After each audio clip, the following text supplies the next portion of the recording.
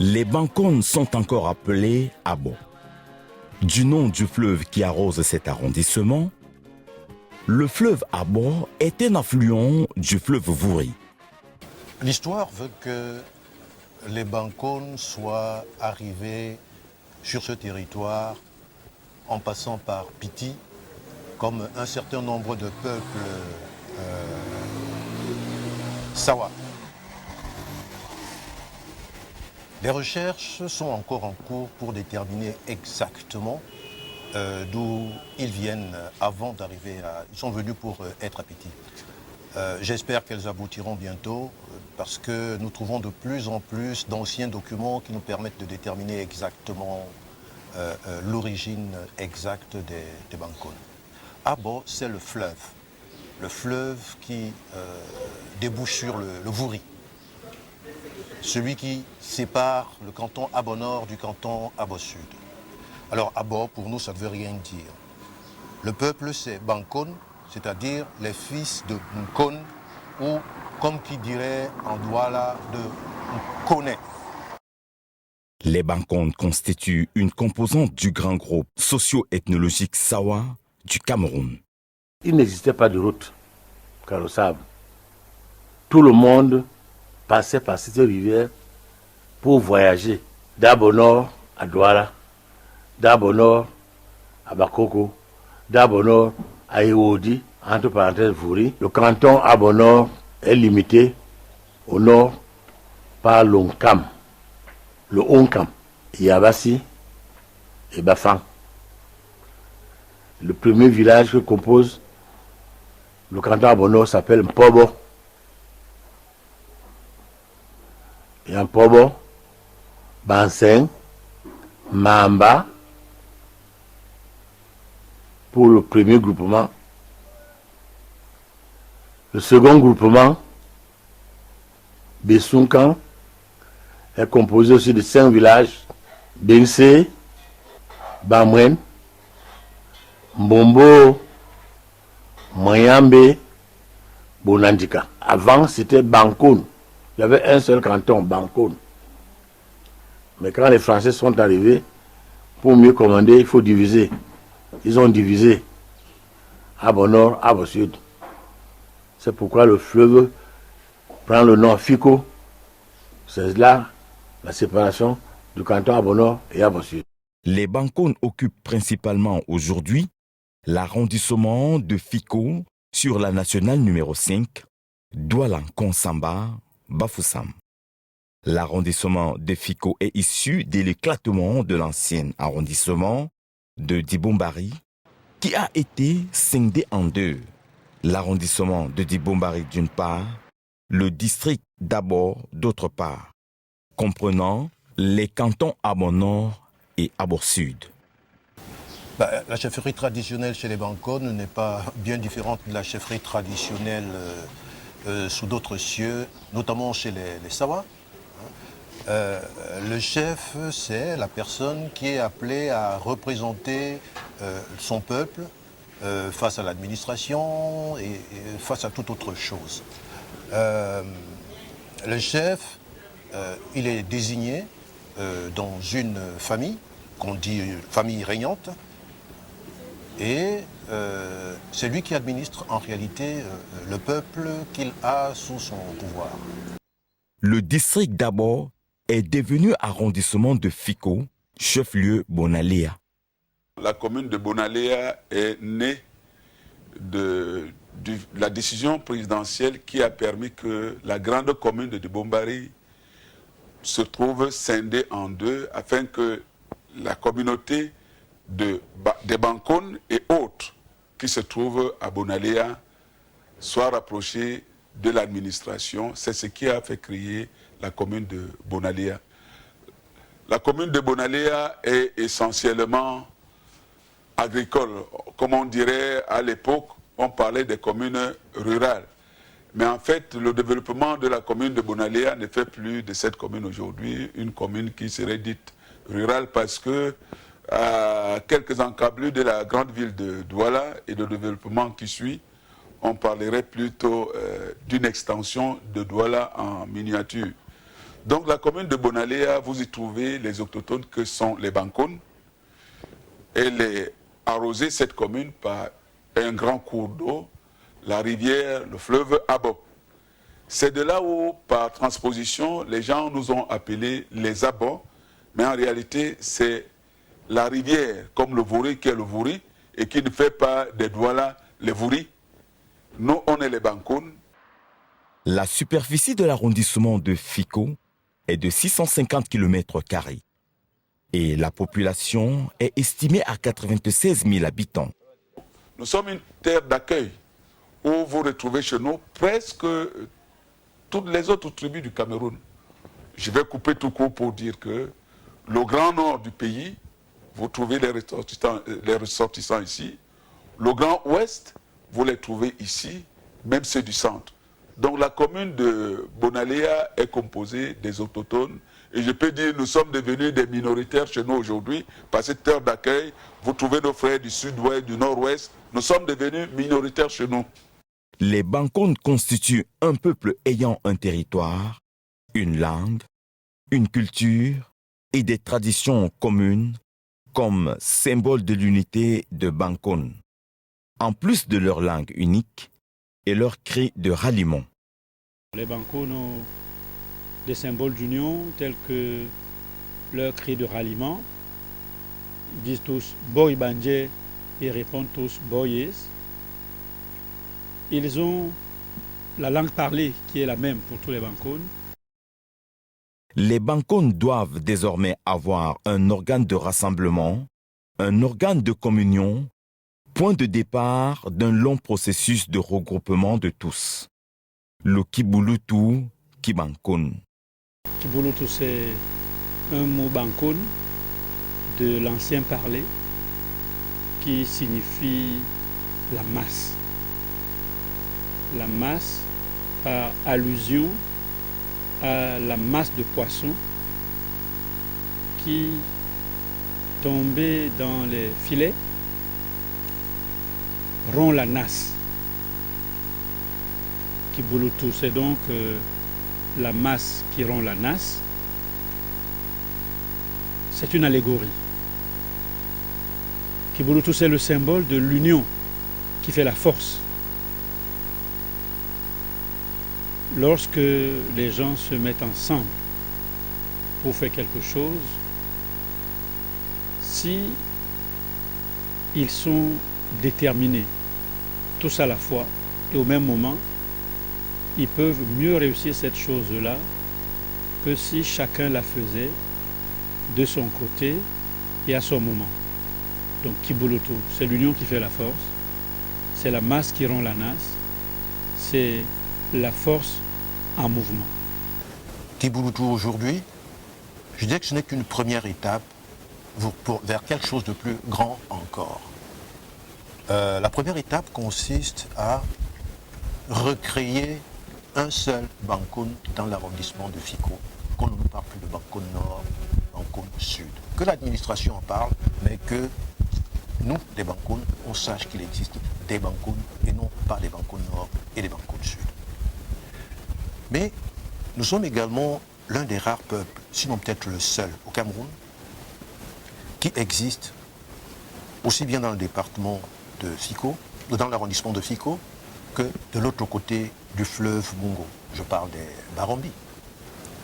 Donc, l'étape suivante consistera en de grandes retrouvailles entre les Bankouns de Fiko et ceux de Barombi pour créer un seul grand mouvement culturel et traditionnel parce que nous sommes issus d'un même ancêtre.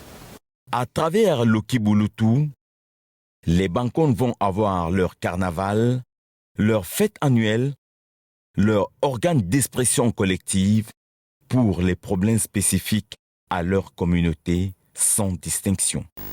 Le festival et le regroupement qui va avec est appelé Kibulutu par analogie à cette masse fédérative qui consiste donc à réunir au même lieu tous les descendants d'un Nkon qu'on appelle les Bunankon, encore appelés Bankon. Ce festival va donner l'occasion aux uns et aux autres de se connaître, mais surtout de connaître les forces à conjuguer pour développer leur terroir. Tous les Bankon sont donc attendus le 31 mars à Mian et à Mangamba pour le festival Kibulutu, Kibankon, comme pour dire le rassemblement de tous les Bankon. Leur creuset coutumier et traditionnel, expression de leurs rites et traditions. C'est de profiter de l'occasion ou alors l'opportunité, comme on dit, de profiter de cet événement-là pour qu'on puisse être unis. Que ce soit les Bankon Nord, que ce soit les Bankon Sud, que nous soyons un et que nous puissions regarder sur la même direction dorénavant. Les Bankon, depuis, se cherchaient pour se retrouver ensemble autour d'un symbole. Et je pense que ce festival est le lieu adapté, le lieu indiqué, et pour que tous les Bankon, que nous sommes du nord au sud, puissent enfin une fois se regarder en face et dire que nous sommes un. Ce que ça représente pour moi, c'est d'abord une fierté. Une fierté qu'une fois nous allons nous retrouver, mes frères sur l'autre côté, et que mes frères aussi de ce côté, parce que je ne sais pas si on vous l'a dit, le peuple Bankon s'étend d'ici jusqu'au sud-ouest. Et ce jour-là, ils seront là aussi. Au sud, où nous sommes sur les Bankon, vous êtes à Mian, où je suis natif, mais vous partez d'ici pour aller jusqu'à Mbonjo, Mbonjo qui est limitrophe à Tiko. Ceux-là même aussi viendront chez eux ici. Parce qu'il faut qu'on vous rappelle qu'en son temps, il n'y avait ni chemin de fer, ni la nationale. Pour aller à Douala, c'était par le fleuve. Et c'est ici à Mian qu'il y avait le port où tout le monde partait pour arriver à Douala. Donc c'est une grande fierté pour nous et pour moi du village de Mian qui a le privilège et l'honneur d'accueillir cette grande cérémonie.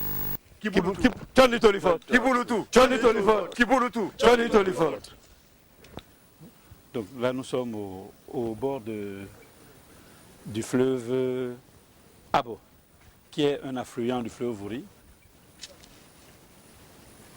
Abo qui donne son nom à notre nom administratif pour les Bankon.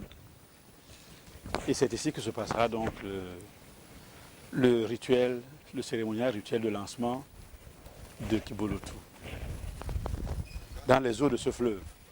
Et nous traverserons le pont que vous avez vu ou que vous verrez tout à l'heure. Le fleuve et l'eau sont les symboles de notre cosmogonie. Nous croyons aux divinités de l'eau, que vous appelez Mami Wata. Nous croyons aux divinités de l'eau, qui sont nos intercesseurs auprès de Tata Longon, notre Dieu, le Dieu Tout-Puissant. Et venir au bord de l'eau pour nous, c'est venir rencontrer les divinités de l'eau. Et quand il y a des grands rassemblements comme ceux-ci, il est bon que nous les fassions au bord de l'eau. L'agriculture a toujours été la principale activité ici.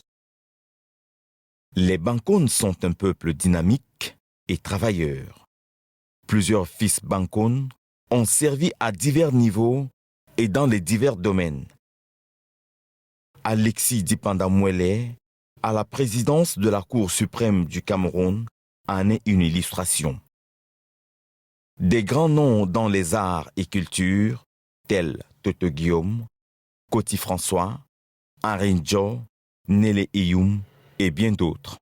Sur le plan sportif, des noms comme Patrick Mboma, Mangamba Adalbert, Eugène Ekeke, Nseke Léonard, les frères Matam de Bois-Paquet en haltérophilie. On sentait déjà auprès du dynamisme des fils Bankone la volonté de pouvoir regrouper toutes les entités, aussi bien l'élite sortie que le peuple qui vit dans les villages Bankone. Parce qu'entre ces deux entités, il y avait un fossé. Il y avait ceux du village qui pensaient qu'ils sont abandonnés à eux-mêmes et souvent enclins à consommer des boissons qui réduisaient leur capacité de réflexion. Et ceux qui sont sortis, qui à la rigueur oublient un peu le passé, oublient les racines du village. Maintenant, ces choses faites, les deux entités se regroupent et puis ce sera le peuple Bankone toujours en avant. Peuple des légendes, des symboles, des histoires et vestiges, à l'instar de cette ancienne prison construite en 1899 par les Allemands, ici à Fiko. Mangamba, une histoire qui mérite d'être connue par la jeune génération et des Camerounais. L'endroit où nous nous trouvons ici est un endroit riche d'histoire. Parce que si vous regardez juste devant moi, le bâtiment que vous voyez là est le bâtiment du tribunal, à l'époque allemande. C'est là où se tenaient tous les jugements. Et tout juste à côté, vous voyez cette vieille bâtisse. Elle a l'avantage d'avoir été la toute première prison à l'époque allemande. Et c'est là où tous les condamnés qui partaient du tribunal étaient dirigés tout de suite vers la prison. Alors cette bâtisse a ceci de caractéristique qu'elle a jusqu'aujourd'hui des cellules qui sont encore fermées.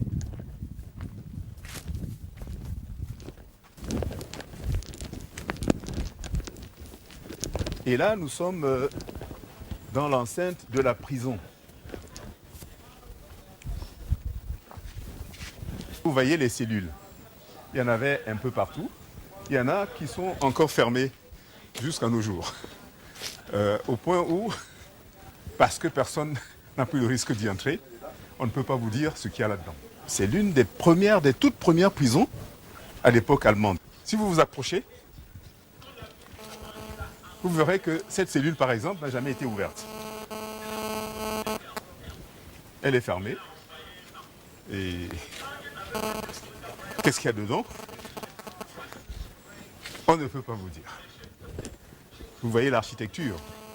À l'époque allemande, c'était déjà des briques en terre, ce qui démontre déjà un niveau technologique suffisamment avancé à cette époque. Les villages Bankone, dans l'arrondissement de Fiko, se tournent de plus en plus résolument vers leur développement. Le bitumage des routes dans les groupements Mian, Mangamba, Bonalea, les autoroutes en terre font l'objet d'un entretien annuel par l'État et la commune de Bonalea. Là où la route passe, le développement suit. Nous remercions déjà le chef de l'État pour cette attention toute particulière qui est portée à la commune de Bonalea. Parce que si vous partez de la nationale numéro 5, qui part de Douala pour Konsamba, vous avez la PD30 qui est un peu comme une colonne vertébrale qui traverse le corps, qui est la commune de Bonalea. Donc actuellement, les travaux de bitumage sont en cours. Et nous ne sommes plus qu'à quelques kilomètres du chef-lieu qu'est Bonalea. Mais pour la petite histoire, il faut savoir que nous avons un quartier, une localité qui s'appelle Bonalea, indépendamment de l'espace qui s'appelle la commune de Bonalea. Donc nous avons déjà cette route, non seulement elle, il y a aussi des routes agricoles pour les bassins agricoles que nous avons dans notre localité. Parce que nous vivons du palmier à huile, dont les producteurs en huile de palme et qui sont en même temps des fournisseurs de socapalme ont beaucoup de palmeraies, de palmiers à huile. Voilà un élément de développement chez nous.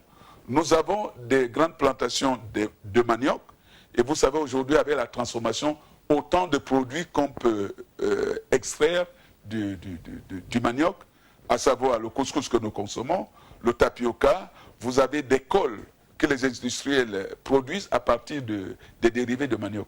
Donc nous avons ce manioc, nous avons des produits vivriers qui alimentent suffisamment la ville de Douala, parce que vous trouvez des nourritures là-bas, vous ne savez pas que ça sort de la commune de Bonalea. En termes de développement, des infrastructures scolaires, ça pousse un peu comme des champignons et les pouvoirs publics ont une oreille attentive. Je vais citer pour exemple le dernier établissement secondaire qui est né, il s'agit du CS bilingue de Compina. Les gens avaient pensé que non, ça ne méritait pas, mais nos arguments ont été pris en compte et rapidement,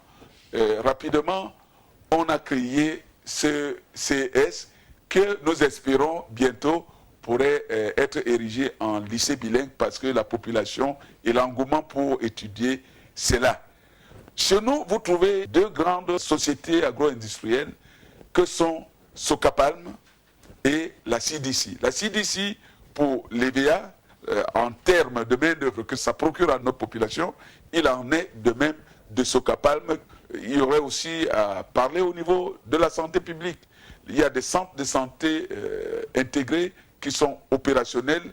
Je ne vais pas dire que chaque village, mais à des distances bien raisonnables, nous trouvons des centres de santé. Je vais parler au niveau de l'énergie. L'énergie électrique, malgré les difficultés qu'on connaît dans tout le pays, les poteaux qui ne cessent de tomber parce que ça atteint un âge qui mérite d'être remplacé. En dehors de ça, l'électricité est quand même là. Nous avons aussi des points d'eau, des forages. Et la spécificité à Bonalea, depuis que j'ai pris fonction, est qu'au niveau des forages, dès qu'on a des problèmes de mécanisme de ces forages à motricité humaine, je les remplace systématiquement par la motricité électrique par des pompes. Quel est l'avantage que nous avons dessus? L'avantage est que les tout petits ne sont pas en mesure de pomper à souhait pour avoir de l'eau. Or, avec le pompage électrique, nous avons des cuves qui sont juste à côté. Il suffit d'appuyer sur un bouton. Vous avez des cuves qui sont chargées. Et n'importe qui, même les vieillards, ouvrent tout simplement le robinet comme ça se passe en ville. Et je crois que c'est ça le développement et l'amélioration du sens de vie, du niveau de vie des populations. L'électrification villageoise est une réalité.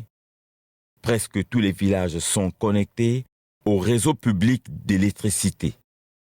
Les groupements s'organisent également pour avoir des forages d'eau avec l'appui de la commune. En ce qui concerne l'habitat, les Bankone ont fait le choix de la modernité, symbole de développement et rassemblement. L'union fait la force. Et à travers le festival Kibolotou, nous voulons inviter les fils Bankone à l'unité. Nous voulons inviter les fils Bankone au rassemblement, parce que c'est l'union qui fait la force. Lorsque des gens sont rassemblés, lorsque les gens se connaissent, lorsque les gens se parlent, lorsque les gens se comprennent, ils peuvent ensemble réaliser de grandes choses. En Bankone, on dit « Ika atawo satep ». Il faut donc que des gens s'unissent. Nous voulons lancer le message de l'union. Nous voulons que les Bankone sachent faire foule. Aimé Césaire, dans le cahier d'un retour au pays natal, disait que je m'adresse à cette foule qui ne sait pas faire foule. C'est-à-dire des gens qui sont nombreux, mais qui ne savent pas ensemble faire quelque chose. Donc je voudrais également, moi, m'adresser à la foule Bankone afin qu'elle sache faire foule. À travers le festival Kibolotou, Les Bankone porteront le pagne Ibato Dimbok Bankone à partir du 31 mars 2018, à côté de l'eau du fleuve Abo. Et il en sera ainsi désormais pour les grands rassemblements des Bankone, quel que soit le lieu où ils vivent.